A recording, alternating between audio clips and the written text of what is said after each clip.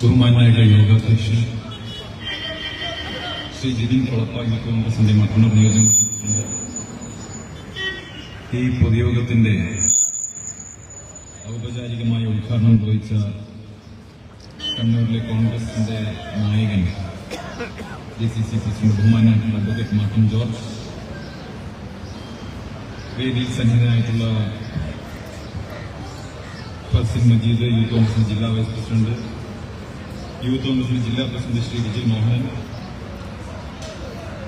Youth കോൺഗ്രസിന്റെ സംസ്ഥാന secretary Shri Rahul Vechiyot, youth കോൺഗ്രസിന്റെ സംസ്ഥാന secretary Shri Robert Vellamalli, DC secretary Shri VR Bhaskaran, Congress മട്ടൺ block president Shri Suresh Mavila, Congress Kolayad block president Kanhodi Raghavan master, സ്വാഗതം ആശംസിച്ച ഷമീൽ ആയിപ്പുഴ അടക്കം വേദിയിൽ സന്നിഹിതരായിട്ടുള്ള മുഴുവൻ നേതാക്കൾ, ഇവിടെ സന്നിഹിതരായിട്ടുള്ള പ്രിയപ്പെട്ട കോൺഗ്രസിന്റെ സഹപ്രവർത്തകർ, നല്ലവരായ നാട്ടുകാർ, മാധ്യമപ്രവർത്തകർ, ഏവർക്കും സാദര നമസ്കാരം. ഇവിടെ സ്വാഗതം ആശംസിച്ച ഷമീലും അധ്യക്ഷനുമൊക്കെ സൂചിപ്പിച്ചു, മറ്റൊരു രാഷ്ട്രീയ പ്രസ്ഥാനത്തിൽ നിന്നും രാജിവെച്ച് കോൺഗ്രസിൽ വന്നതിന് ശേഷം കണ്ണൂരിൽ ഒരു പൊതുപരിപാടിയിൽ ആദ്യമായിട്ട് പ്രസംഗിക്കുന്നത് മട്ടന്നൂരിലാണ്. അത് വേണമെങ്കിൽ ഒരു തെറ്റുതിരുത്തലിന്റെ തുടക്കം കൂടിയാണെന്ന് പറയാം. കാരണം കഴിഞ്ഞ തദ്ദേശ സ്വയംഭരണ തെരഞ്ഞെടുപ്പിന്റെ ഉപതെരഞ്ഞെടുപ്പ് സമയത്ത് ഒരു വാർഡ് നിങ്ങൾക്ക് നഷ്ടപ്പെടുന്നതിൽ നമുക്ക് നഷ്ടപ്പെടുന്നതിൽ അന്ന് ചെറുതല്ലാത്തൊരു പങ്ക് വഹിച്ച വ്യക്തിയാണ്. ഒരു ദിവസം മുഴുവൻ ഇവിടെ ടൗണിലെ ആ വാർഡിൽ വീട് കയറി പ്രചരണം നടത്തിയിരുന്നു. ഇന്നിപ്പോ ഇത് ഓർമ്മിപ്പിക്കുകയുണ്ടായി.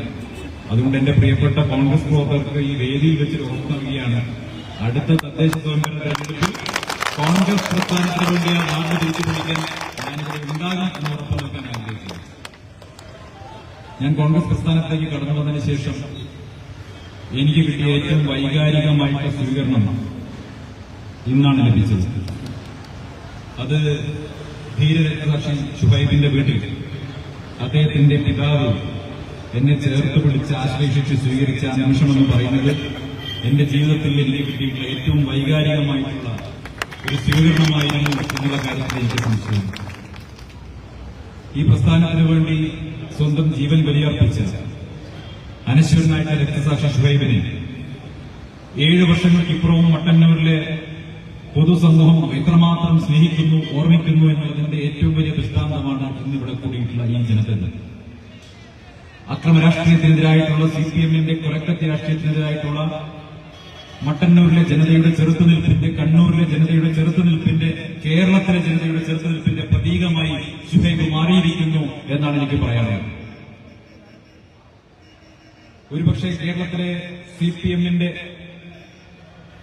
ഏറ്റവും വലിയ രാഷ്ട്രീയ അടിത്തറയുള്ള പ്രദേശം എന്ന് പറയാവുന്ന ഈ മട്ടന്നൂർ തെരഞ്ഞെടുപ്പിൽ 10,000-കണക്കിന് വോട്ടുകളുടെ ഭൂരിപക്ഷത്തോടെ അവർ വിജയിക്കുന്ന മട്ടന്നൂർ ഒരുപക്ഷെ പാർലമെന്ററി രംഗത്ത് തനിക്കൊരിക്കലും എവിടെയും എത്തിച്ചേരാൻ സാധിക്കാൻ അതൊരു വിദൂര സാധ്യതയാണ് എന്ന് തിരിച്ചറിഞ്ഞിട്ടുകൂടി ജനാധിപത്യ പ്രസ്ഥാനത്തിന് വേണ്ടി, ദേശീയ പ്രസ്ഥാനത്തിന് വേണ്ടി തന്റെ യൗവനം മുഴുവൻ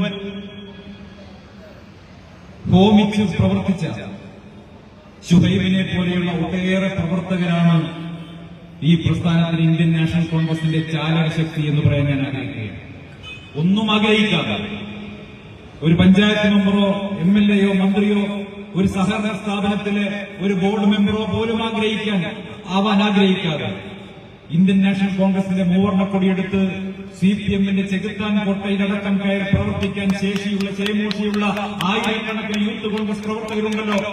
അവരുടെ ആവേശത്തെ, അവരുടെ ധൈര്യത്തെ, അവരുടെ പ്രയത്നത്തെ ഒട്ടും തന്നെ നിരാശപ്പെടുത്താൻ ഷുഹൈബിന്റെ വധം കൊണ്ട് CPMന്റെ കാവാലികൾക്ക് സാധിച്ചിട്ടില്ല എന്ന് മാത്രമല്ല, ഷുഹൈബിൽ നിന്ന് പ്രേരണ ഉൾക്കൊണ്ടുകൊണ്ട് കേരളമൊട്ടാകെ ആയിരക്കണക്കിന് പുതിയ ചെറുപ്പക്കാർ ഈ പ്രസ്ഥാനത്തിലേക്ക് പുതുതായി കടന്നു വരികയാണ് ചെയ്തിട്ടുള്ളത്.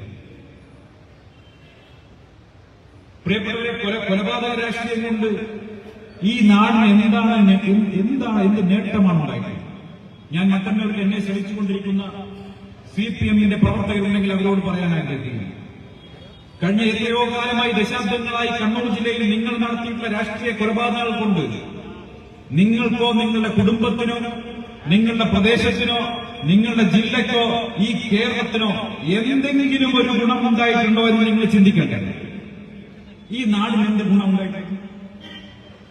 നിങ്ങൾ രാഷ്ട്രീയമായിട്ട് ആരെയാണ് ചേർത്ത് നിൽക്കുന്നത്? നേരത്തെ സൂചിപ്പിച്ചതുപോലെ ഇന്ത്യയുടെ ജനാധിപത്യത്തിന്റെ എല്ലാ അവകാശങ്ങളും ഉപയോഗിച്ചുകൊണ്ട് തെരഞ്ഞെടുപ്പിൽ ജനങ്ങളുടെ വോട്ട് നേടിയിട്ടല്ലേ നിങ്ങൾ ജയിക്കുന്നതും തോൽക്കുന്നതും ഒക്കെ? നിങ്ങളും ഒക്കെ എങ്ങനെയല്ലേ? ജനങ്ങൾക്ക് വേണ്ടി കൂടുതലായി പ്രവർത്തിച്ച്, ജനങ്ങൾക്ക് വേണ്ടി കൂടുതലായി അവർക്ക് വേണ്ടി അവർക്കിടയിൽ പ്രവർത്തിച്ച് അവരുടെ അംഗീകാരം നേടി തെരഞ്ഞെടുപ്പിൽ ജയിച്ച് അധികാരത്തിൽ വരിക എന്നതാണ് ജനാധിപത്യത്തിന്റെ കാതൽ എന്ന് പറയുന്നത്. പക്ഷേ നിങ്ങൾക്കൊരൽപ്പം സ്വാധീനം കൂടുതലുള്ള സ്ഥലമായി കഴിഞ്ഞാൽ എതിരാളികൾ രാഷ്ട്രീയ പ്രവർത്തനമേ നടത്താൻ പാടില്ല എന്ന ദുശ്ശാഠ്യത്തോടുകൂടി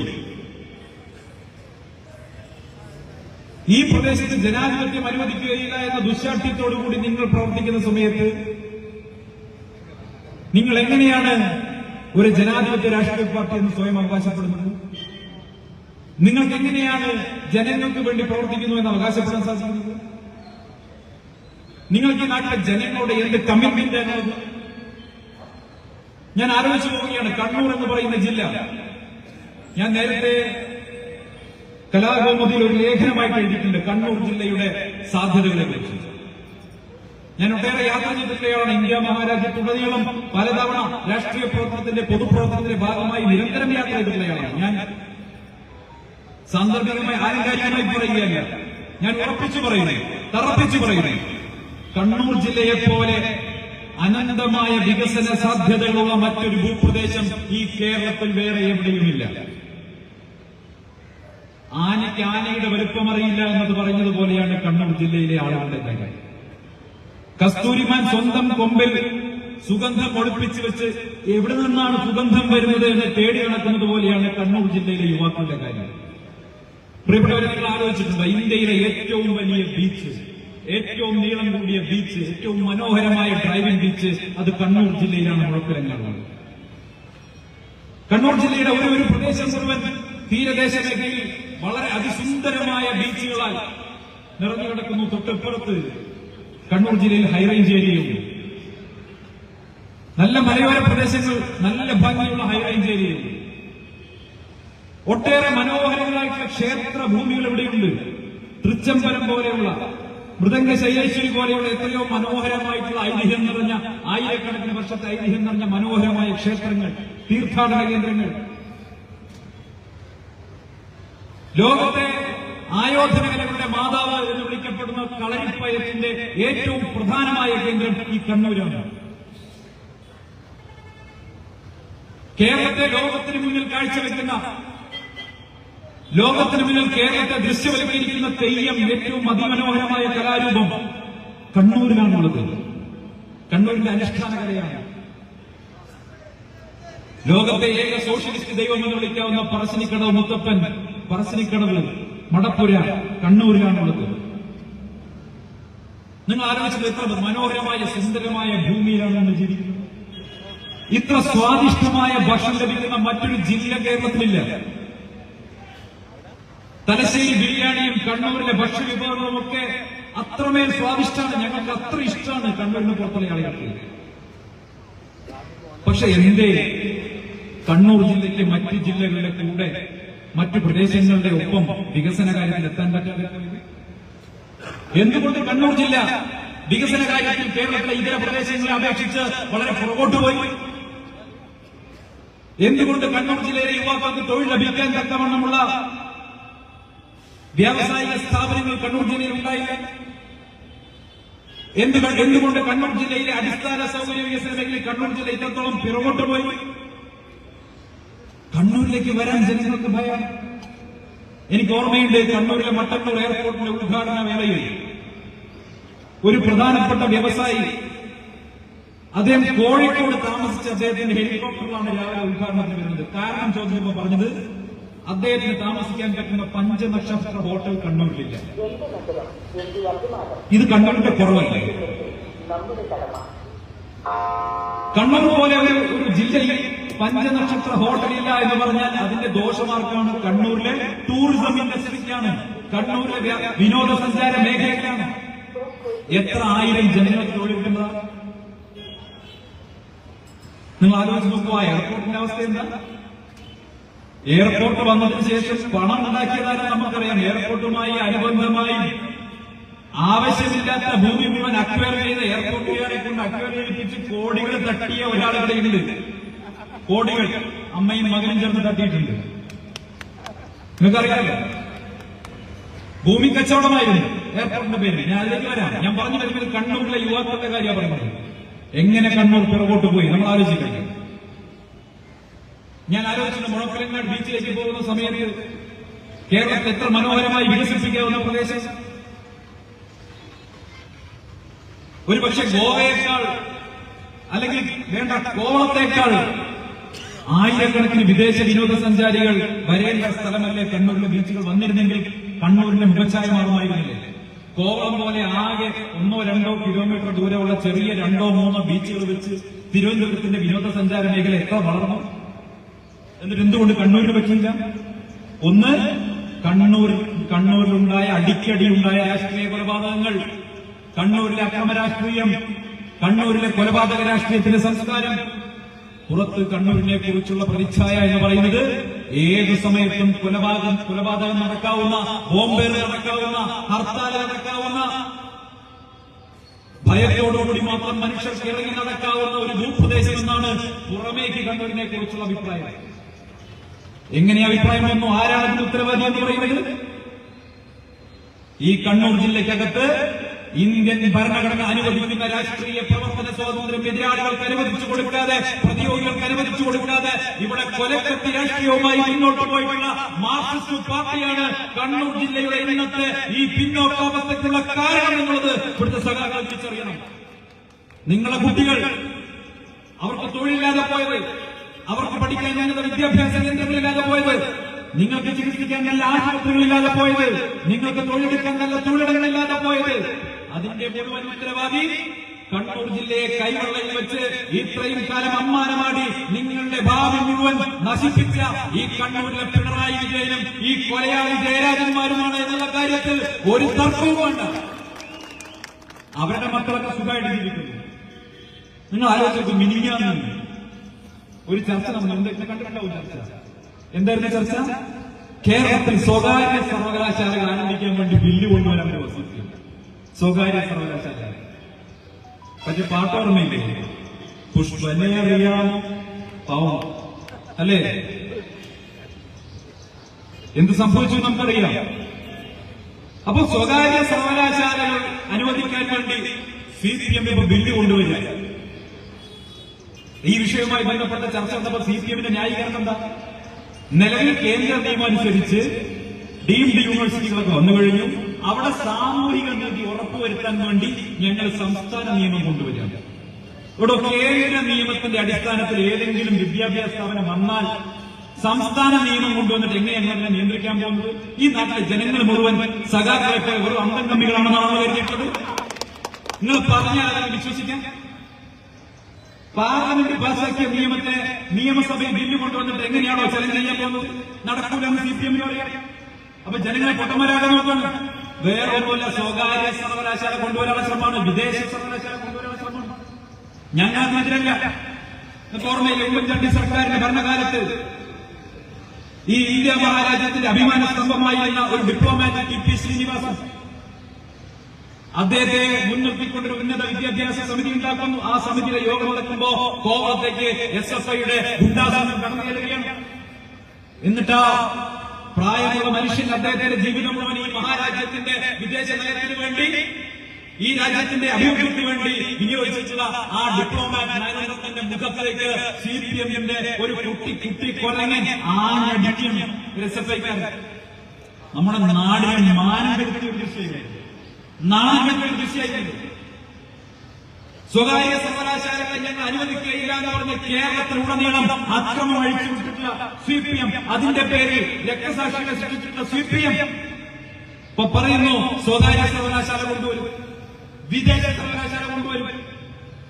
എന്നിട്ട് പറയാണ് അമൃതയുടെ യൂണിവേഴ്സിറ്റിയിൽ സാമൂഹിക നീതി ഉറപ്പുവരുത്താനാണ് നിയമം.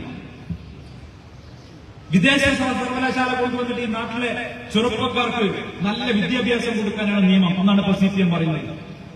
ഞാൻ പറഞ്ഞത് ഈ സമരം മുഴുവൻ നടക്കുന്ന കാലത്ത് സ്വന്തം മകളെ അമൃത യൂണിവേഴ്സിറ്റിയിൽ വിട്ട് പഠിപ്പിക്കുകയും സ്വന്തം മകനെ വിദേശ സർവകലാശാലയായ ബർമിംഗ്ഹാം യൂണിവേഴ്സിറ്റിയിൽ കൊണ്ടുപോയി പഠിപ്പിക്കുകയും ചെയ്ത ദീർഘദർശിയായ ഒരു തന്ത കേരളത്തിന്റെ മുഖ്യമന്ത്രിയായിരിക്കുമ്പോ ഇത് നടന്നില്ലെങ്കിലല്ലേ അത്ഭുതമുള്ളൂ. ഈ 10-20 വർഷം മുമ്പ് സ്വന്തം മക്കളെ വിദേശ സർവകലാശാലയിലും സ്വകാര്യ സർവകലാശാലയിലും അയച്ചു പഠിപ്പിച്ചിട്ട് ഈ കണ്ണൂർ ജില്ലയിലെ അന്തംഗമ്യ സഖാക്കളെ മുഴുവൻ ഈ നാട്ടിലെ ചുക്കിനും ചുണ്ണാമ്പിനും കൊള്ളാത്ത വിദ്യാഭ്യാസ സ്ഥാപനങ്ങളിലേക്ക് അയപ്പിച്ച് അവരുടെ ഭാവി നശിപ്പിച്ചതിന് ശേഷം ഇപ്പൊ പറയാ ഈ സ്ഥാപനം മുഴുവൻ കൊണ്ടുവരാം. ഇന്ന് കേരളത്തിലെ ഉന്നത വിദ്യാഭ്യാസ രംഗത്തിന്റെ അവസ്ഥ എന്താ? ഇവിടെ കേസിന്റെ ചെറുപ്പക്കാർ നിൽക്കുന്നുണ്ടല്ലോ. എന്റെ ശബ്ദം കേൾക്കുന്ന ഈ ബസ്സിലൊക്കെ ഇരിക്കുന്ന രക്ഷിതാക്കളുണ്ടല്ലോ. തലയ്ക്ക് മൂളയുള്ള തലയിൽ ആൾ താമസമുള്ള ഏതെങ്കിലും ഒരു രക്ഷിതാവ് സ്വന്തം കുട്ടിയെ കേരളത്തിലെ ഏതെങ്കിലും കോളേജിൽ ചേർക്കാൻ ധൈര്യപ്പെടും, ഏതെങ്കിലും യൂണിവേഴ്സിറ്റി ചേർക്കാൻ ധൈര്യപ്പെടുന്നുണ്ടോ? CPMന്റെ മന്ത്രിമാരുടെയും MP-മാരുടെയും ഭാര്യമാരെ കൊണ്ടുപോയി അടയിരുത്താനുള്ള കേന്ദ്രങ്ങളാക്കി കേരളത്തിലെ സർവകലാശാലകളെ മാറ്റി കേരളത്തിലെ ഉന്നത വിദ്യാഭ്യാസ രംഗത്തിന്റെ നിലവാരത്തെ മുഴുവൻ തകർത്തെറിഞ്ഞു CPM. ആ തകർത്തെറിഞ്ഞ CPM കേരളത്തിലെ ചെറുപ്പക്കാർക്ക് മുമ്പ് നിങ്ങൾ 60% സീറ്റൊക്കെ ഒഴിവാക്കാം. പല കോളേജുകളിലും ആർട്സ് ആൻഡ് സയൻസ് കോളേജുകളിൽ 60% സീറ്റുകൾ പഠിക്കാൻ കുട്ടികളില്ല. പണ്ടൊക്കെ MLA-മാരുടെയും MP-മാരുടെയും കത്തിന് വേണ്ടി റെക്കമെൻഡേഷന് വേണ്ടി കോളേജിൽ അഡ്മിഷൻ റെക്കമെൻഡേഷന് വേണ്ടി കാത്തു നിന്നെങ്കിൽ രക്ഷിതാക്കൾ കാത്തു നിന്നിരുന്നെങ്കിൽ ഇന്ന് കുട്ടികൾ കാനഡയിൽ പോകുന്നു, ലണ്ടനിൽ പോകുന്നു, യൂറോപ്പിലെ മറ്റു രാജ്യങ്ങളിൽ പോകുന്നു.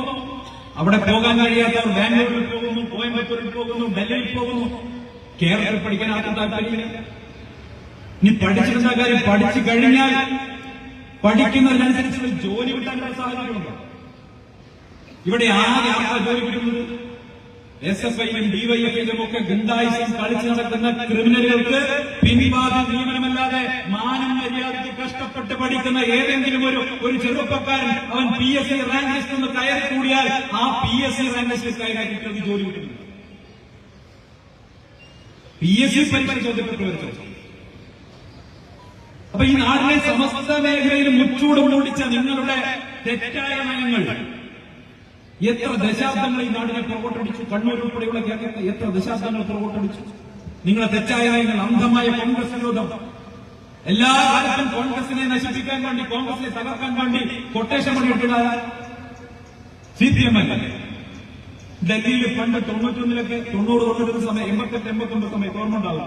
ഞങ്ങളുടെ എന്റെ പഴയ പാർട്ടിക്കാരും CPM-മാരും എല്ലാ ദിവസവും വൈകുന്നേരം വാജ്പേയിയുടെ വീട്ടിലാണ്. ആരൊക്കെ? Harkishan Singh Surjit, AB Bardhan, Atal Bihari Vajpayee, LK Advani. എന്താണ് കാര്യം? എല്ലാ ദിവസവും വൈകുന്നേരം ഇരിക്കും കോൺഗ്രസിനെ പുറത്താക്കാൻ. കോൺഗ്രസിനെ പുറത്താക്കാൻ വേണ്ടിയിട്ട് VP സിംഗിന്റെ സർക്കാർ ഉണ്ടാക്കി. അതിനു മുമ്പ് 77 ഒരുമിച്ച് മത്സരിച്ചു. അന്നു മുതലേ ഭായിയാണ്, അന്നു മുതലേ CJP-യാണ്. എല്ലാ കാലത്തും ഇവരിങ്ങനെയല്ലേ ഉണ്ടാക്കിയത്. അന്ധമായിട്ട് കോൺഗ്രസ് വിരോധം ഒടുവിൽ CPM-നെ എവിടെ കൊണ്ടുചെന്ന് എത്തിച്ചു എന്ന് ബഹുമാനായിട്ട് DCC പ്രസിഡന്റ് പറഞ്ഞല്ലോ. ബംഗാളിൽ CPM-ന്റെ അവസ്ഥ എന്താ? ബംഗാളിലെ CPM പ്രവർത്തകർ ഇന്ന് കേരളത്തിലെ പല സ്ഥലങ്ങളിലും വന്ന് തമ്പാനൂരും കണ്ണൂരും ഒക്കെ വന്ന് പൊറോട്ടയടിക്കുന്നു. അല്ലെ? CPM-ന്റെ നേതാക്കൾ, ജില്ലാ ലോക്കൽ നേതാക്കൾ അവിടെ നിൽക്കാൻ പോലും പറ്റാത്ത സാഹചര്യം ഉണ്ടായില്ലേ? ഈ കണ്ണൂരിനേക്കാൾ വലിയ കോട്ടയാക്കി, ചെകുത്താൻ കോട്ടയാക്കി നിങ്ങൾ കൊണ്ടുവന്ന ബംഗാളിൽ നിന്ന് അവിടുത്തെ ജനം നിങ്ങളെ പുറംകാലം കൊണ്ട് അടിച്ചു പുറത്താക്കിയെങ്കിൽ സഖാക്കളെ നിങ്ങൾ ഓർത്തുകൊള്ളൂ, ഒരു ചെകുത്താൻ കോട്ടയിൽ ഏറെക്കാലം നിലനിൽക്കാത്ത AI-യുടെ കാലത്താണ് നിങ്ങൾ നിൽക്കുന്നത് എന്ന് ഗോവിന്ദൻ മാഷ പ്രസംഗം കേട്ട CPM-കാർക്ക് നിങ്ങൾ ഓർമ്മ വേണം. ഇത് ആർട്ടിഫിഷ്യൽ ഇന്റലിജൻസിന്റെ കാലാണ്. സ്വന്തമായി തലച്ചോറില്ലാത്ത CPM-കാർ, അന്തംഗമികൾ ആർട്ടിഫിഷ്യൽ ഇന്റലിജൻസ് ഒരു ചിപ്പെങ്കിലും സ്വന്തം തയ്യിൽ വെക്കണം. ഇനിയെങ്കിലും ബോധം വരണം. ആ പാർട്ടി ഇപ്പൊ നിങ്ങളുടെ നാട്ടിൽ മാത്രമാണ് ബാക്കിയുള്ളത്. ഇന്ത്യയിൽ എവിടെയും നിങ്ങളുടെ പാർട്ടി ഇപ്പൊ ബാക്കിയില്ല. നശിച്ച് മാറാണൊക്കെ കഴിഞ്ഞു. വെറുതെ ഇനിയും ആവശ്യമില്ലാതെ തവള അണ്ണം വണ്ടിയുടെ മുന്നിൽ മസിൽ പിടിക്കുന്നത് പോലെ നിങ്ങൾ മസിൽ വരിപ്പിച്ച് മട്ടന്നൂരങ്ങാടിയിൽ ഇനി ഒരു സഖാവ് നിൽക്കണ്ട. ഈ പാർട്ടി ബാക്കിയുള്ളൂ. നിങ്ങൾക്ക് ഏക സാധ്യത എന്ന് പറയുന്നത് കോൺഗ്രസിനെ പിന്തുണയ്ക്കുക, കോൺഗ്രസിനൊപ്പം നിൽക്കുക, കോൺഗ്രസിനെ ഇല്ലാതാക്കാൻ നിങ്ങൾ നോക്കണ്ട. ആകപ്പാടെ നിങ്ങൾക്ക് കിട്ടിയത് കേരളത്തിന് പുറത്ത് കിട്ടിയ സീറ്റ് രാഹുൽ ഗാന്ധിയും സോണിയാഗാന്ധിയും ഫോട്ടോ വെച്ച് പ്രചരണം നടത്തിയിട്ടാണ് അല്ലേ? ഇവിടെ കനക തരി കേരളത്തിന് പുറത്ത് കിട്ടിയ 2 സീറ്റ് എങ്ങനെയാ? സോണിയാഗാന്ധിയും രാഹുൽ ഗാന്ധിയും ഫോട്ടോ വെച്ച് വോട്ടഭ്യർത്ഥിച്ച് കിട്ടിയ സീറ്റുകളാണ്. കോൺഗ്രസ് കനിഞ്ഞ് രാജസ്ഥാനിൽ കൊടുക്കുന്ന സീറ്റ് കൊണ്ടാണ് ഇപ്പൊ പാർലമെന്റിൽ കയറിയിരിക്കുന്നത്. ദേശീയ പാർട്ടി എന്ന പദവി പോകുമോ ഇല്ലയോ എന്ന് സംശയിച്ചില്ലാണ്. അതാണല്ലോ ബാലൻ പറഞ്ഞത്. ഇങ്ങനെ പോയി കഴിഞ്ഞാൽ CPM അവസാനം കുന്തം, കുടം, ചെരുപ്പ് തുടങ്ങിയ ചിഹ്നങ്ങളിലൊക്കെ മത്സരിക്കേണ്ടി വരുമെന്ന് പറഞ്ഞില്ലേ? ആ അവസ്ഥയിലേക്ക് പാർട്ടി പോയില്ലേ? പക്ഷെ ചില അമ്മമാരുടെ പോലെയാണ് CPM എന്ന് പറയുന്നത്. മാർക്സിസ്റ്റ് പറയുന്നത് മകൻ ചത്താലും വേണ്ടില്ല, മരുമകളുടെ കണ്ണിൽ കണ്ടാൽ മതി എന്ന അവസ്ഥ. BJP ജയിച്ചാലും കുഴപ്പമില്ല, കോൺഗ്രസ് നശിച്ചുകൊണ്ടാണ്. കോൺഗ്രസ് ഇല്ലാതായിരിക്കും. അങ്ങനെ കോൺഗ്രസിനെ ഇല്ലാതാക്കാൻ നടന്ന് അവസാനം നിന്ന് സ്വയം ഇല്ലാതായി കഴിഞ്ഞു പ്രിയപ്പെട്ടവരെ. അതാണ് എനിക്ക് സഖാക്കളോട് പറയാനുള്ളത്. കേരളത്തിൽ ഇപ്പോ കണ്ടല്ലോ, ഇപ്പൊ ബജറ്റ് വന്നല്ലോ, ബാലഗോപാലിന്റെ ബജറ്റ് വന്നല്ലോ. ബാലഗോപാലിന്റെ ബജറ്റ് എന്ന് പറയുന്നത് ഉരുളക്കിഴങ്ങില്ലാത്ത മസാല ദോശ പോലെയാണ്. പേര് മസാല ദോശയാണ്, പക്ഷെ അകത്ത് ഉരുളക്കിഴങ്ങില്ല. ഇതെന്ത് ബജറ്റാണോ?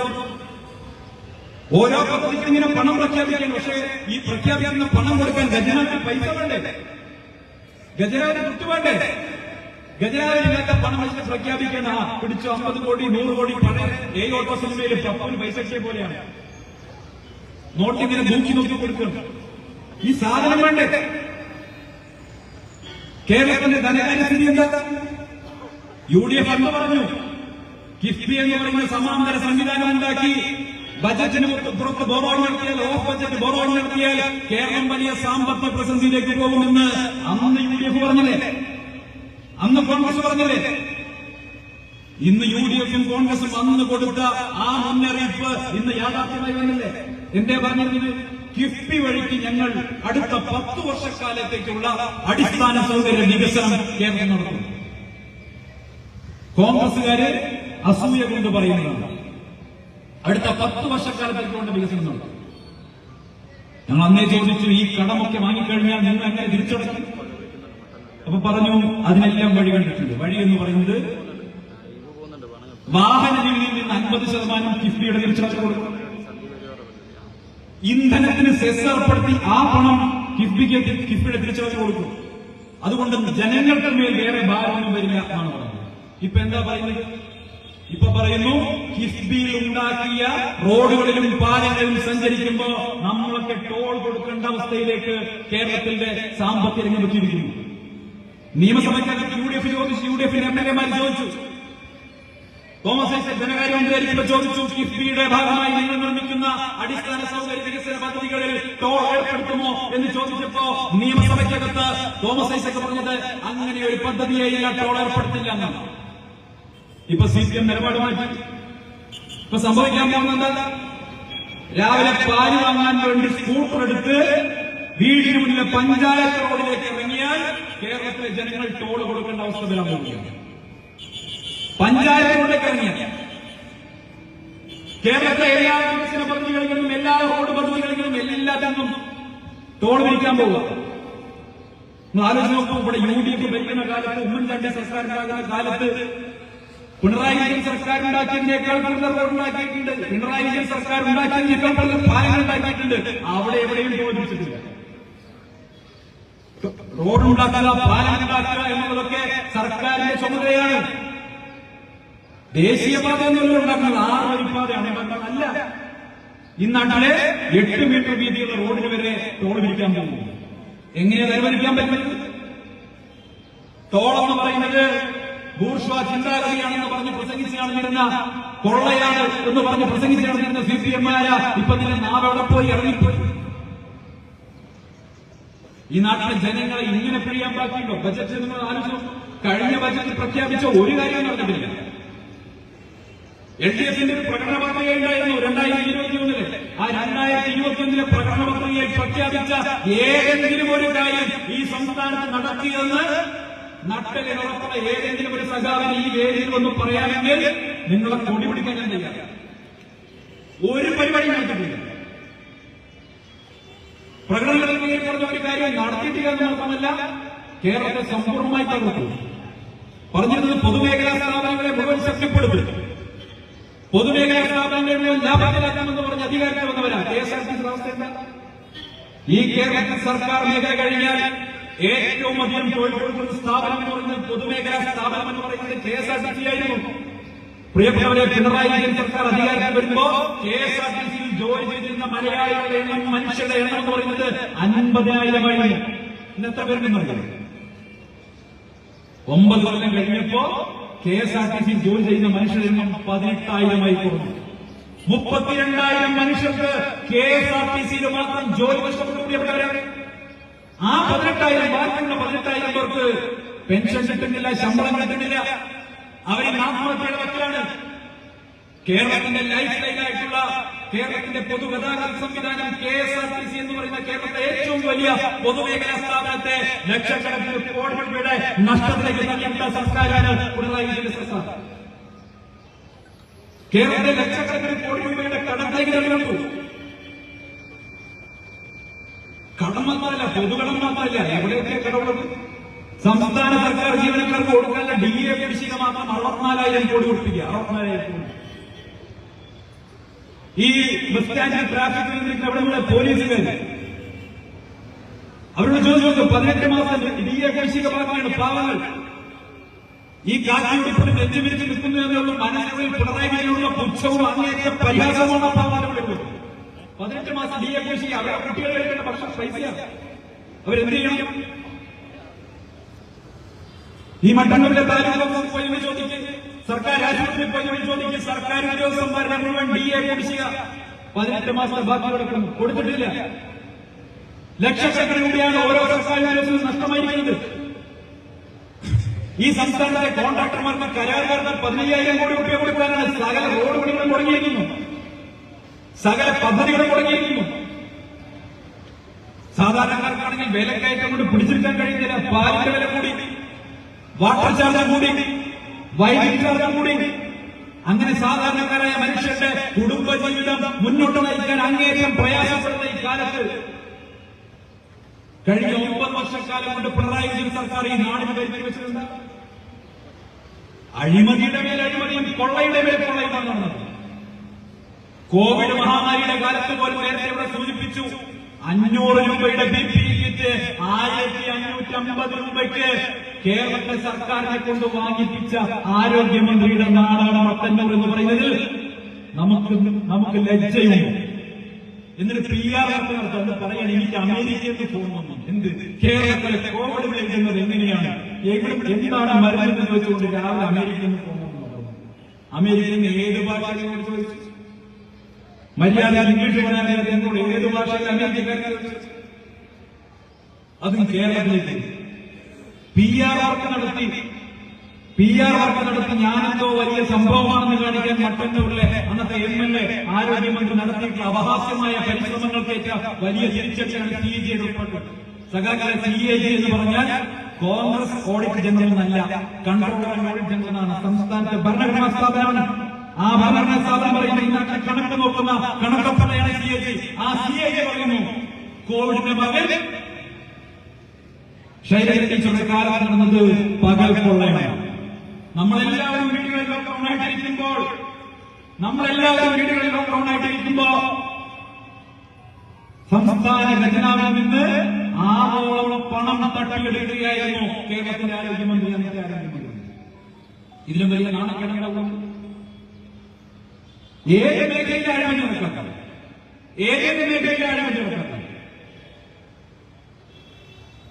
നമ്മൾ ഒട്ടേറെ ചർച്ച ചെയ്തിട്ടുള്ള വിഷയങ്ങളുണ്ട്. നിങ്ങൾ ഏറ്റവും ഒടുവിൽ പാലക്കാട് നോക്കൂ, അനുമതി നൽകിയിരിക്കുന്നു മദ്യനിർമ്മാണ കമ്പനിക്ക് അനുമതി കൊടുക്കുന്നു. ഒയാസിസ് എന്ന് പറയുന്ന മദ്യനിർമ്മാണ കമ്പനിക്ക് സംസ്ഥാനത്തെ മദ്യനയം തിരുത്തിക്കൊണ്ട് അനുമതി നൽകിയിരിക്കുന്നു. അങ്ങേയറ്റത്തെ കുടിവെള്ളക്ഷാമം അനുഭവപ്പെടുന്ന ഒരു പ്രദേശത്ത് പെപ്സിയെയും കൊക്കക്കോളയും കെട്ടുകെട്ടിച്ച ഒരു പ്രദേശത്ത് ജലമൂറ്റിന്റെ പേരിൽ പഞ്ചാബിൽ നിന്നും ഹരിയാനയിൽ നിന്നും അവിടുത്തെ ജനങ്ങൾ ആട്ടി ഓടിച്ച കമ്പനിക്ക് പാലക്കാട്ടെ CPM പച്ച പരവതാനിച്ച് അവിടെ അനുമതി കൊടുത്തിരിക്കുകയാണ്.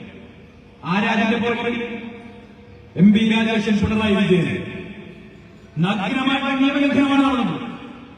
മറ്റൊരു ഹിസ്റ്ററി ഗ്രൂപ്പും അറിയാതെ ഒയാസിസ് എന്ന് പറയുന്ന ഏക ഹിസ്റ്ററി ഗ്രൂപ്പ്, അതും ഡൽഹി മദ്യക്കോഴ കേസിൽ ജയിലിൽ കിടന്ന ഒരാളുടെ കമ്പനിക്ക് പാലക്കാട് മദ്യം ഉണ്ടാക്കാൻ അനുമതി കൊടുത്തിരിക്കുന്നു. എല്ലാം നിയമവിരുദ്ധമാണ്.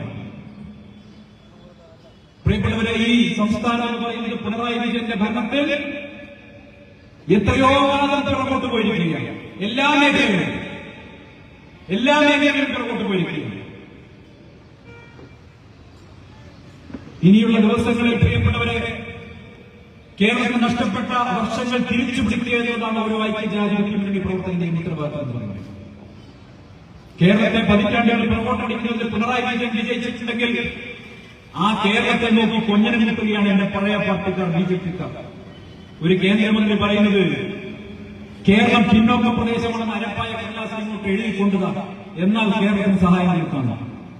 ജോർജ് കുര്യന്റെ തറവാട്ട് മുതൽ അല്ലല്ലോ കേരളം പണം ചോദിച്ചത്. ഞാനും നിങ്ങളുമടക്കമുള്ള മലയാളികൾ നികുതി കൊടുക്കുന്ന നികുതി പണത്തിൽ നിന്ന് അർഹിക്കുന്ന വീതം ചോദിക്കുമ്പോ ബിജെപിക്കാരൻ കേരളത്തെ നോക്കി കൊഞ്ഞനം കുത്തിക്കളിക്കുന്നു, കേരളത്തെ നോക്കി ആക്ഷേപിക്കുന്നു. ഞാൻ ചോദിക്കട്ടെ, ബിജെപിക്കാരാ, ആന്ധ്രാപ്രദേശിൽ പോയിട്ട് ചന്ദ്രബാബു നായിഡുവിനോട് പോയിട്ട് നിങ്ങൾക്ക് സഹായം വേണമെങ്കിൽ ഒരു അരപ്പായ കടലാസിൽ തെലുങ്കിയുടെ അപേക്ഷ എഴുതിയിട്ട എന്ന് പറയാൻ ആർജവം ഉണ്ടാകുമോ നരേന്ദ്രമോദി? ബീഹാറിൽ പോയി നിതീഷ് കുമാറിനോട് നിങ്ങൾ പിന്നോക്ക പ്രദേശമാണെന്ന് എഴുതി തന്നാൽ മാത്രമേ സഹായം നൽകാൻ കഴിയൂ എന്ന് പറയാൻ ആർജവം ഉണ്ടാകുമോ നരേന്ദ്രമോദി? അപ്പൊ നിങ്ങളുടെ രാഷ്ട്രീയ സൗകര്യത്തിന് വേണ്ടി നിങ്ങളുടെ സർക്കാരിനെ താഴ്ന്നു നിർത്തുന്ന ചന്ദ്രബാബു നായിഡുവിനും നിതീഷ് കുമാറിനും അവരുടെ സംസ്ഥാനങ്ങൾക്ക് ആവോളം നൽകുന്ന നിങ്ങൾ ഈ രാജ്യത്തിന്റെ നികുതി സമ്പദ്ഘടനയിലേക്ക് കോടിക്കണക്കിന് രൂപ സംഭാവന ചെയ്യുന്ന മലയാളികളെ നിങ്ങൾ ആക്ഷേപിക്കുന്നു. കോടിക്കണക്കിന് രൂപയുടെ സംഭാവന ചെയ്യുന്ന മലയാളികളെ നിങ്ങൾ ആക്ഷേപിക്കുന്നു, അവഹേളിക്കുന്നു. എന്നിട്ട് നിങ്ങളാണോ കേരളത്തിലെ സാമ്പത്തിക വ്യവസ്ഥയെ രക്ഷപ്പെടുത്തുമെന്ന് പറയുന്നത്? മോദി എന്ന് വന്ന് രക്ഷപ്പെടുത്തുമെന്ന് പറയുന്നത്? മറ്റൊരു കേന്ദ്രമന്ത്രി അദ്ദേഹം വേറെ ചില കാര്യങ്ങളാണ് അദ്ദേഹം പറയുന്നത്. ഗോത്രവർഗങ്ങളെ ഭരിക്കാൻ കുലമഹിമയുടെ ആളുകൾ, ഗോത്രവർഗങ്ങളെ ഭരിക്കാൻ കുലമഹിമയുടെ ആളുകൾ. ഇത് ഏത് കാലത്ത് മന്ത്രിയാവണം? സ്വാതന്ത്ര്യം കിട്ടി 15 വർഷം കഴിഞ്ഞു. ഈ രാജ്യം ഭരിക്കുന്നത് ഇന്ത്യൻ ഭരണഘടനയുടെ അടിസ്ഥാനത്തിലാണ്. ആ ഭരണഘടനയിൽ എവിടെയും ഒരു കുലവും പറഞ്ഞിട്ടില്ല. ഈ ഭരണഘടനയിൽ, ഇന്ത്യൻ ഭരണഘടനയിൽ ഒരൊറ്റ കുലമേ ഉള്ളൂ. ആ കുലത്തിന്റെ പേര് ഇന്ത്യൻ പൗരൻ എന്നാണ്. അതിൽ ഒരു മതത്തിന്റെയും ജാതിയുടെയും ഒരു വേദനയും ഇന്ത്യൻ ഭരണഘടന അനുവദിച്ചിട്ടില്ല. അവിടെയാണ് ഭരണഘടന കുറിച്ച് സത്യപ്രതിജ്ഞ ചെയ്ത മന്ത്രി പറയുന്നത് കുലമഹിമയുള്ളയാൾ, ഉന്നത കുലജാതൻ പട്ടികജാതിക്കാരെയും ഗോത്രവർഗക്കാരെയും ഭരിക്കുന്നു. ഞാൻ ചോദിക്കട്ടെ, നിങ്ങൾ ആദ്യം പട്ടികജാതി മോർച്ചയിലും പട്ടികവർഗ മോർച്ചയിലൊക്കെ ഈ ഉന്നത കുലജാതന്മാരെ പ്രസിഡന്റ് സെക്രട്ടറി ആക്കിയിട്ട് പോരെ നാട്ടിലെ മന്ത്രിമാരെ എങ്ങനെയാക്കുന്നത്? അതിന് കഴിയും. ആ പാർട്ടിക്ക് അങ്ങനെ നടപ്പാക്കാൻ കഴിയും. RSSന്റെ അഖിലേന്ത്യാ നേതൃത്വത്തിൽ ഈ പറയുന്ന ഉന്നത കുലജാതർ മാത്രമല്ലേ ഉള്ളൂ. അതുകൊണ്ടായിരിക്കും അദ്ദേഹം അങ്ങനെ പറഞ്ഞത്. അവിടെ ഇരിക്കുന്ന സമയത്ത് ആ ഉന്നത കുലജാത സമിതിയുടെ ഓർമ്മയുള്ളത് കൊണ്ടായിരിക്കും അദ്ദേഹം മന്ത്രിസഭയിലും അങ്ങനെ വേണമെന്ന് പറഞ്ഞത്. അതുകൊണ്ട് ബഹുമാനപ്പെട്ട മന്ത്രിയോട് എനിക്ക് പറയാനുള്ളത്, ആ മന്ത്രിസഭ എന്ന് പറയുന്നത് ഇന്ത്യയുടെ മന്ത്രിസഭയാണ്, അല്ലാതെ RSSന്റെ കാര്യകാരിയല്ല എന്ന ഓർമ്മ നിങ്ങൾക്ക് വേണം. അവിടെ നിങ്ങൾ വെച്ചത് സാമൂഹിക നീതി ഈ രാജ്യത്ത് ഉറപ്പുവരുത്താനാണ് ഇന്ത്യയിൽ ഒരു ഭരണഘടനയുള്ളത്. ആ ഭരണഘടന ഇന്ത്യക്ക് സമ്മാനിച്ച പാർട്ടിയുടെ പേരാണ് ഇന്ത്യൻ നാഷണൽ കോൺഗ്രസ്. അത് മറക്കരുത്. ആ ഭരണഘടനയിൽ തൊട്ടുകളിക്കാൻ നിങ്ങൾക്ക് കഴിയില്ല. ഞാൻ ബിജെപിയിലായിരുന്ന സമയത്ത് ഞങ്ങളൊക്കെ പറഞ്ഞിരുന്നത് ഈ 42ാം ഭരണഘടനാ ഭേദഗതി കൊണ്ടുവന്ന് അടിയന്തരാവസ്ഥ കാലത്ത് അതിൽ മതേതരത്വവും സോഷ്യലിസവും ഇന്ദിരാഗാന്ധി ഉൾപ്പെടുത്തുകയായിരുന്നു. തെറ്റാണ് എന്നാണ് ഞങ്ങൾ പറഞ്ഞത്. ഏറെക്കാലം ഞങ്ങൾ പറഞ്ഞറിയുന്നതാണ്. എനിക്കൊരു ഭാഗ്യമുണ്ട്. നവംബർ 16-ാം തീയതി ഞാൻ കോൺഗ്രസ് ചേർന്ന് നവംബർ 26-ാം തീയതി സുപ്രീം കോടതി വിധി ഉണ്ടായിരുന്നു. സുപ്രീം കോടതി വിധി എന്താ? 42ാം ഭരണഘടനാ ഭേദഗതി പ്രകാരം ഇന്ദിരാഗാന്ധി നടത്തിയ അമെന്റ്മെന്റ് ശരിയാണ് എന്ന് ഇന്ത്യയുടെ സുപ്രീം കോടതി വിധിച്ചു. സുബ്രഹ്മണ്യം സ്വാമി കേസിൽ പോയിട്ട് എന്തേ ഉണ്ടായത്? സുബ്രഹ്മണ്യ സ്വാമിയുടെ അപ്പീലെടുത്ത്, സുബ്രഹ്മണ്യ സ്വാമിയുടെ അപേക്ഷ എടുത്ത് കോടതി, സുപ്രീം കോടതി ചവറ്റുകൊട്ടയിൽ തന്നു. എന്നിട്ട് സുപ്രീം കോടതി പറഞ്ഞു, ഇന്ത്യൻ ഭരണഘടനയുടെ അടിസ്ഥാന ശിലയാണ് മതേതരത്വം എന്ന് പറയുന്നത്. അതൊരിക്കലും ഇന്ത്യൻ ഭരണഘടന എടുത്തു മാറ്റാൻ സാധിക്കുന്നതല്ല. ഒരു ഭരണഘടനാ ഭേദഗതി കൊണ്ടും മതേതരത്വത്തെ ഇനി ഇന്ത്യൻ ഭരണഘടന 300 ഉണ്ടായില്ല, 240 നിൽക്കുക, 240. ഒരു സംശയം കൊണ്ട് അടുത്ത ലോക്സഭാ ഇലക്ഷൻ കഴിഞ്ഞാൽ ഈ 240 ഉണ്ടാവില്ല. അവിടെ നിന്നും താഴേക്ക് പോലും ഇന്ത്യൻ നാഷണൽ കോൺഗ്രസിന്റെ നേതൃത്വത്തിൽ രാഹുൽ ഗാന്ധി പ്രധാനമന്ത്രിയാകുന്ന ഒരു ദൂരം അത് അനധിവിദൂരമല്ല എന്ന് പ്രഖ്യാപിക്കാൻ ഞാൻ ആഗ്രഹിക്കുകയാണ്. സ്നേഹത്തിന്റെ, പരസ്പര വർത്തിത്വത്തിന്റെ, മതസാഹോദര്യത്തിന്റെ പഴയ നാളുകളിലേക്ക് നമ്മുടെ രാജ്യം തിരിച്ചു പോകുക തന്നെ ചെയ്യും. 56 ഇഞ്ച് ഭീരുവിന്റെ ഭീരുത്വം നമ്മൾ കഴിഞ്ഞ ദിവസം കണ്ടു. പ്രസംഗിക്കുമ്പോൾ 56 ഇഞ്ച് പറയുന്ന മൈ ഫ്രണ്ട് ഉണ്ടല്ലോ, അല്ലേ? 56 ഇഞ്ച് പറയുന്ന പ്രധാനമന്ത്രിയുടെ മൈ ഫ്രണ്ട് എന്താ ചെയ്തത്? പാവപ്പെട്ട ഇന്ത്യക്കാരൻ അമേരിക്കയിൽ തൊഴിൽ പോയപ്പോ അവൻ അനധികൃതമായി കുടിയേറിയതെന്ന് പറഞ്ഞ് ഇന്ത്യയെ അപമാനിച്ചുകൊണ്ട് അവന്റെ കൈകളിലും കാലുകളിലും വിലയിലണിയിച്ചുകൊണ്ട് ഇന്ത്യയിലേക്ക് സൈനിക വിമാനത്തിൽ കൊണ്ടുവന്ന് തള്ളിയിട്ട കാഴ്ച കണ്ടില്ലേ? നമ്മുടെ പൗരന്മാരെ നേരത്തെ ഇവിടെ സൂചിപ്പിച്ചു. 971 ബംഗ്ലാദേശ് വിമോചന യുദ്ധകാലത്ത് പാകിസ്ഥാനെ സഹായിക്കാൻ വേണ്ടി 7 കപ്പൽപ്പട അയച്ച അമേരിക്കയ്ക്ക് നേരെ അന്നത്തെ കാലത്ത് മുഖത്തോട് മുഖം നോക്കി, കണ്ണിൽ നോക്കി മറുപടി പറഞ്ഞൊരു പ്രധാനമന്ത്രി ഉണ്ടായിരുന്നു. ആ പ്രധാനമന്ത്രിയുടെ പേരാണ് ഇന്ദിരാഗാന്ധി. നിക്സൺ എന്ന് പറയുന്ന അമേരിക്കൻ പ്രസിഡന്റ് 7 കപ്പൽപ്പടയെ ഇങ്ങോട്ട് അയച്ചപ്പോ ഒട്ടും പതറാതെ സധൈര്യം ആ യുദ്ധവുമായി മുന്നോട്ട് പോയി പാകിസ്ഥാനെ അടിയറയിപ്പിക്കുക മാത്രമല്ല, പാകിസ്ഥാനെ കഷ്ടമാക്കി 2 ഖണ്ഡമാക്കി മുറിച്ച് ഒന്ന് ബംഗ്ലാദേശാക്കി മാറ്റി. 96,000 പാകിസ്ഥാൻ ഭടന്മാരെ പിടികൂടി ഇന്ത്യയിലേക്ക് കൊണ്ടുവന്നു. ഇന്ത്യയിൽ അവരെ യുദ്ധത്തടവുകാരാക്കി മാറ്റി. നിങ്ങൾക്കറിയുമ്പോൾ രണ്ടാം ലോക മഹായുദ്ധത്തിന് ശേഷം ഒരു രാജ്യം മറ്റൊരു രാജ്യത്തിന് മുന്നിൽ ആയുധം വെച്ച് കീഴടങ്ങിയ ഒരേ ഒരു യുദ്ധമേ ഈ ലോകത്തുണ്ടായിട്ടുള്ളൂ. അത് ഇന്ദിരാഗാന്ധി നയിച്ച 1971 ബംഗ്ലാദേശ് വിമോചനമാണ്. അന്ന് അമേരിക്കയെ നേരിടാൻ ചങ്കുറ്റുണ്ടായിരുന്നെങ്കിൽ എന്തെങ്കിലും മൈ ഫ്രണ്ട് ഇങ്ങനെ ചെയ്യുമ്പോൾ നേരിടാൻ പറ്റാതെ. മൈ ഫ്രണ്ടിന്റെ കാര്യം പോട്ടെ, തൊട്ടപ്പുറത്ത് ബംഗ്ലാദേശിനെ പോലെ ഒരു രാജ്യം, ഇന്ത്യയുടെ 10-1 വലിപ്പമില്ലാത്ത നിസ്സാരക്കാരായ ദരിദ്രരായിട്ടുള്ള ഒരു രാജ്യം അപ്പുറത്തുനിന്ന് കണ്ടുപിടിക്കുന്നുണ്ട്. അപ്പുറത്ത് വലിയ തോതിലുള്ള കലാപം നടക്കുന്നുണ്ട്. എന്റെ ഇന്ത്യയുടെ താല്പര്യം സംരക്ഷിക്കാൻ, അവിടെ വേട്ടയാടപ്പെടുന്ന ന്യൂനപക്ഷങ്ങൾക്ക് വേണ്ടി സംസാരിക്കാൻ എന്റെ ഇന്ത്യയുടെ ഭരണാധികാരിക്ക് നട്ടല്ലാതെ പോയി? എന്തുകൊണ്ട് അവിടെ അതിക്രമം നടക്കുന്ന സമയത്ത് ഇടപെടാൻ ഇന്ത്യക്ക് കഴിയാതെ പോകുന്നു? 71 സമാനമായ സാഹചര്യമുണ്ടായപ്പോഴല്ലേ ഇന്ദിരാഗാന്ധി ഇടപെട്ടത്? എന്തേ ഇന്ന് ഈ 56 ഇഞ്ച് നെഞ്ചളവുള്ള ഇന്ത്യയുടെ പ്രധാനമന്ത്രിക്ക് ബംഗ്ലാദേശ് പോലെയുള്ള ഒരു ദരിദ്ര രാഷ്ട്രത്തെ പോലും നിലനിർത്താൻ കഴിയില്ല? ബംഗ്ലാദേശ് കൊണ്ട് തൊട്ടപ്പുറത്ത് മാലിദ്വീപ്സ്, കണ്ണൂർ ജില്ലയുടെ വലിപ്പമില്ലാത്ത രാജ്യം, ഈ മട്ടന്നൂരിന്റെ അത്ര വലിപ്പമുള്ള ഒരു രാജ്യം. ആ മാലിദ്വീപ്സ് പോലും ഇന്ത്യയെ തള്ളിപ്പറഞ്ഞില്ലേ? ശ്രീലങ്ക ഇന്ത്യയെ തള്ളിപ്പറഞ്ഞില്ലേ? നമ്മുടെ ഏത് അയൽരാജ്യങ്ങളാണ് ഇന്ത്യയെ തള്ളിപ്പറയാറ്? ഇതായിരുന്നു ഇന്ത്യയുടെ ലോകനയം എന്ന് പറയുന്നത്.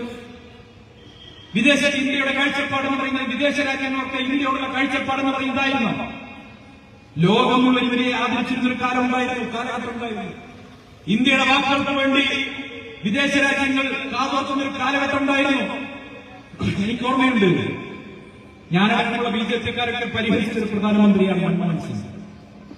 ബഹുമാന്യ ഡോക്ടർ മൻമോഹൻ സിംഗ് പ്രധാനമന്ത്രിയായിരിക്കുമ്പോഴാണ് അമേരിക്കയുമായി ന്യൂക്ലിയർ ഡീൽ ഇന്ത്യ ഒപ്പിടുന്നത്.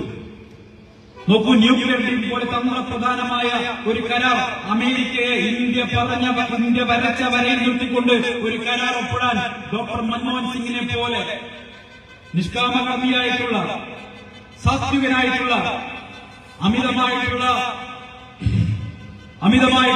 പ്രകടനപരതയൊന്നുമില്ലാത്ത, എന്നാൽ വളരെ വളരെ നിശബ്ദമായിട്ട് ഈ രാജ്യത്തിന് വേണ്ടി പ്രവർത്തിച്ച പ്രവർത്തിച്ച ഒരു മനുഷ്യന് സാധിച്ചെങ്കിൽ, ഒരു ജെന്റിൽമാൻ പ്രധാനമന്ത്രിക്ക് സാധിച്ചെങ്കിൽ, എന്തേ നരേന്ദ്രമോദിക്ക് ഇപ്പോ അമേരിക്കയെ നിയന്ത്രിക്കാൻ കഴിയാതെ പോകുന്നു? അതായത് അമേരിക്കയുടെ സൈനിക വിമാനം ഇന്ത്യയുടെ എയർ സ്പേസ് ക്രോസ് ചെയ്ത് ആണ് അമൃത്സറിൽ കൊണ്ടുവന്ന് ഈ ഇന്ത്യൻ പൗരന്മാരെ തട്ടുന്നത്. ഇന്ത്യയുടെ എയർ സ്പേസിലൂടെ ഇന്ത്യൻ പൗരന്മാരെ കൈകളിലും കാലുകളിലും ചങ്ങലയിട്ട് ബന്ധിച്ച് കൊണ്ടുവരുന്ന സമയത്ത് അത് തടയാൻ നമുക്ക് സാധിക്കുന്നില്ല. നമ്മുടെ ഭൂമിയിൽ, നമ്മുടെ ആകാശത്ത്, നമ്മുടെ എയർപോർട്ടിലാണ് നമ്മുടെ പൗരന്മാരെ കൈയും കാലും കെട്ടിയിട്ട് അമേരിക്ക കൊണ്ടുവന്ന് പറയുന്നത്. എന്തേ തടയാൻ കഴിയാതെ പോയി? എന്നിട്ട് പാർലമെന്റിനകത്ത് വിദേശകാര്യമന്ത്രി ജയശങ്കർ നാണമില്ലാതെ ന്യായീകരിക്കുകയാണ്, അത് അമേരിക്കയുടെ രീതിയാണ് പോലും. അമേരിക്കയുടെ രീതി അമേരിക്കയിൽ വെച്ചാൽ മതി എന്ന് പറയാനുള്ള ധൈര്യം കാണിക്കണം. ഇത് 140 കോടി ജനങ്ങളുടെ രാജ്യമാണ്. ഇന്ത്യ അത്ര ചെറിയ രാജ്യമൊന്നുമല്ല. 24 മണിക്കൂർ നെഹ്റുവിനെ കുറ്റം പറച്ചിലാണ്.